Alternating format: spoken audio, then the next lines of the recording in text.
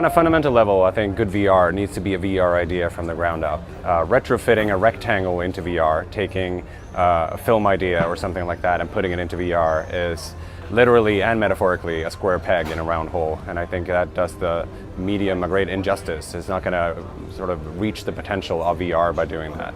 So doing an idea that's VR from the ground up, to me, involves allowing the user to feel present in a time and space they couldn't otherwise be in.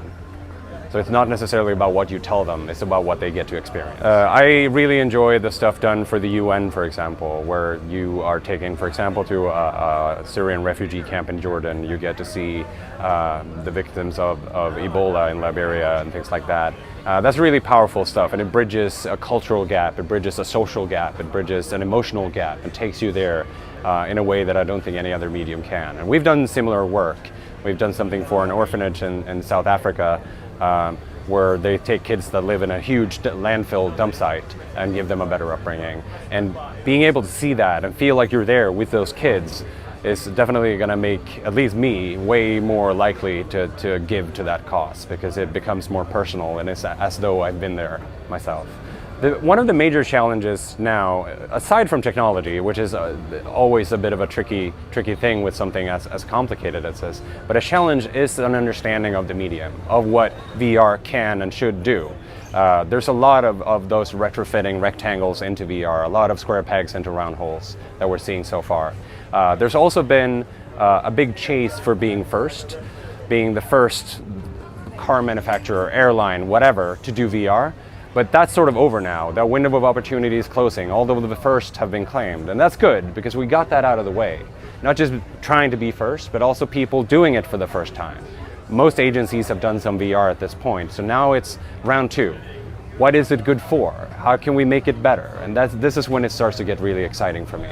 For the right brand, or for the right experience, for the right creative idea, virtual reality will allow you to reach a consumer on a deeper emotional level than any preceding medium. And I think that's the power of VR. But I don't think you should treat VR as just another checkbox in your media plan, not just another thing to make sure you've got covered. Because if you're doing VR just to do VR, I think you're missing the point. So hopefully that is a realization that is coming to a lot of agencies at this point. And that's when we get to see a higher quality output, more refined experiences that cater more to the virtues of the medium itself.